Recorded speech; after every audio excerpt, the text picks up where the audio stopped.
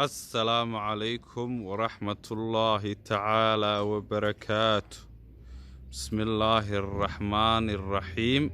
مر لباد iyo mar saddexaadba waxaanu soo dhaweynaynaa macaamiishayada sharafta leh goor ay joogaan iyo goob ay joogaanba. waxaanu maanta idiin haynaa hal guri. wuxuu ka kooban yahay 4 jiif fadhi iyo cunto iyo qol dibadda ma leh. 4 jiif iyo fadhi iyo cunto ka kooban yahay. kuwan kale ku xigaana 4 jiif fadhi iyo cunto iyo qol dibadda bay leeyihiin. kuwa kale waa min 75 ayay leeyihiin kuwa 4 jiif iyo fadhiga iyo cuntada iyo qolka dibadda leh. kana isaguna waa 4 jiif fadhi iyo cunto bilaa qol dibadda. waa kaarikoone. baskuna halkaasuu maraa ayuu yaalaa. halkaa ayuu baskuna maraa oo ku yaala wadadiisii. waxa gurigan laga bilaabay $65,000 oo kaliya. waliba in wax la iska daayo oo la isa soo dhaweeyaa laga yaabaa macaamiisheeda sharafta leh. kani waxa weeyaan shabagii la dhex dhigay, birtii la dhex dhigay. halkaas waa shub. intani waa shub, waa birtii la dhex dhigay taangiga. halkanoo shuba ayaa la dul dhigayaa. halkani waa barxad. barxadan waxa ku yaala madbaxa oo dibadda ka guriga. ما شاء الله تبارك الله.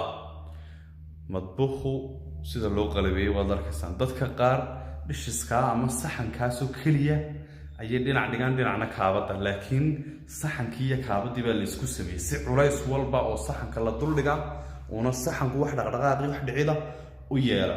sidoo kale waxay u diyaarsan tahay inaad kabadh ku xidhato, waayo halkan waxa ka maqanba waa albaabadii iyo kaliya albaabadii kabadhka oo qurux badan. dushana waad ku xidhan kartaa si simbala oo fudud.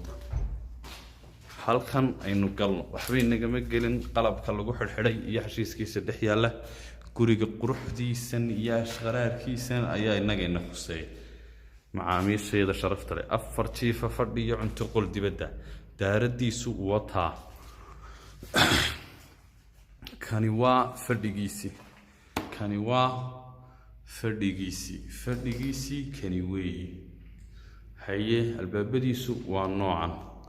haye halka kan waxa ku yaala qolkii hurdada, suuligiisii ka soo go'an yahay. haye isagiina waa dhinacan.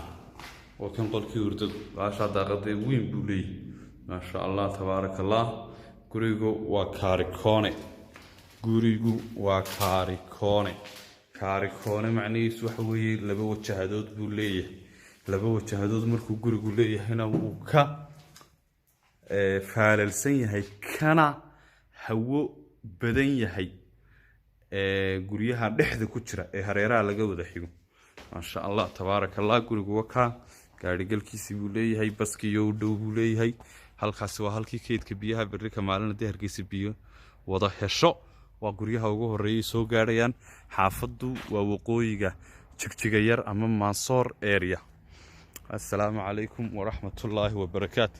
waxaanu idiin sheegaynaa macaamiisheeda sharafta leh meel walood joogtaan inaanu idinkuba guryaha aad leedahay oo magaalada ku yaal idiin iibin karno, idiin kirayn karno. waxa kaloon idiin sheegnaa in halkaad adigu jeceshahay. annagu waxaanu soo gudbinay halkii aanu qofkaanu macmiilkaana wax u iibinaynay uu guryaha ka dhisay.